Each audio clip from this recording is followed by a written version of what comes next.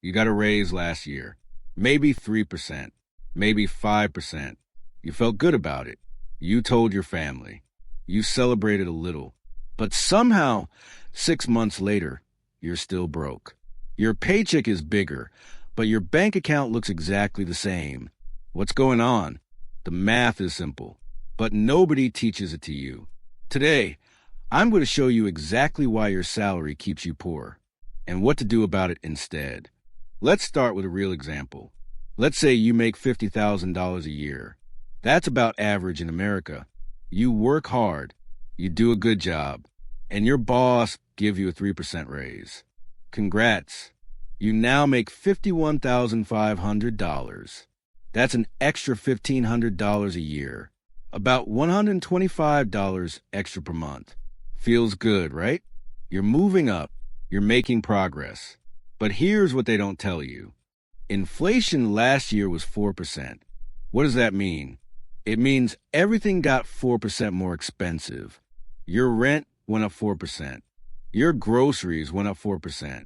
Your gas went up 4%. Your car insurance went up 4%. Everything. Your raise was 3%. Inflation was 4%. Do the math. You actually lost money. You lost 1% of your purchasing power. In real terms, your salary went down. But your boss acts like they did you a favor. They give you a small trophy. They shake your hand. Meanwhile, you can afford less than you could last year. This is a first trap. But it gets worse. Way worse. That $1,500 raise? You don't actually get $1,500. Not even close. Because when you make more money, you also pay more in taxes. This is something most people don't understand. The U.S. has what's called a progressive tax system.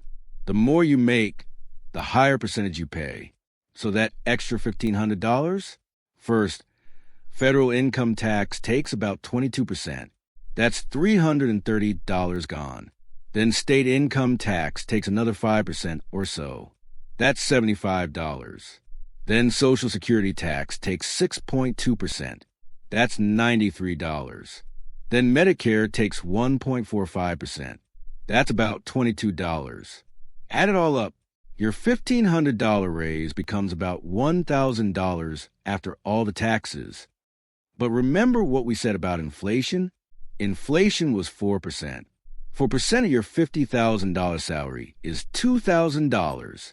That means you needed a $2,000 raise just to stay even with last year, just to maintain the same standard of living. You got $1,000 after taxes. You needed $2,000.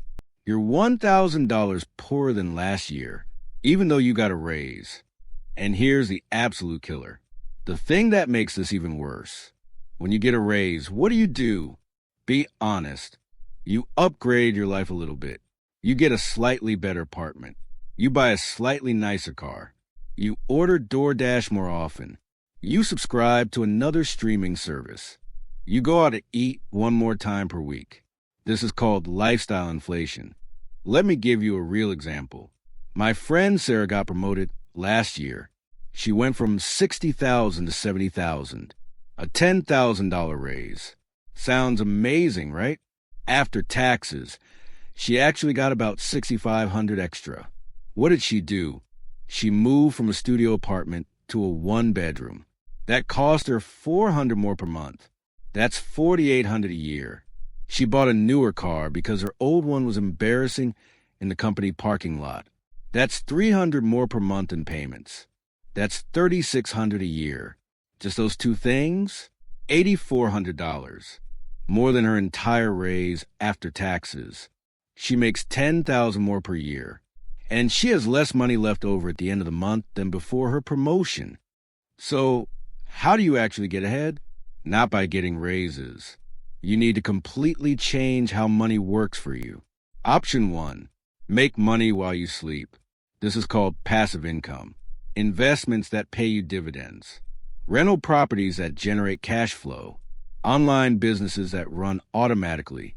Index funds that grow 10% per year on average. While your salary grows 3%, your investments can grow 10%.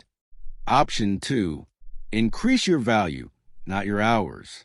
A 3% raise means you're 3% more valuable than last year. That's not enough. You need to 10x your value. Learn skills are worth 10 times more. Not work 10 times harder. Work 10 times smarter. This means learning high-value skills. Sales, marketing, investing, business management. Option 3. Understand a real game. The game is assets versus liabilities.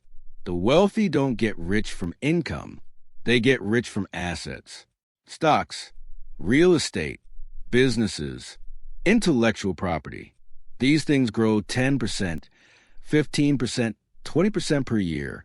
While your salary grows 3%, their assets grow 10 times faster. Over 20 years, that gap becomes enormous. Let me show you the actual numbers. Let's say you and a wealthy person both start with $50,000. You put yours into salary growth, 3% per year. After 20 years, you're making about $90,000. Not bad. But the wealthy person put their $50,000 into investments growing at 10% per year. After 20 years, they have $336,000. You have $90,000 in salary. They have $336,000 in assets. That's the gap. Your salary isn't designed to make you rich. It never was. It's designed to keep you working. But here's the good news. Once you understand the game, you can change how you play. You use your salary to buy assets. And slowly, your assets grow bigger than your salary. And that's when you win. If you want to understand how money actually works, hit subscribe. I break down the money game they don't teach in school. New videos posted every week. See you in the next one.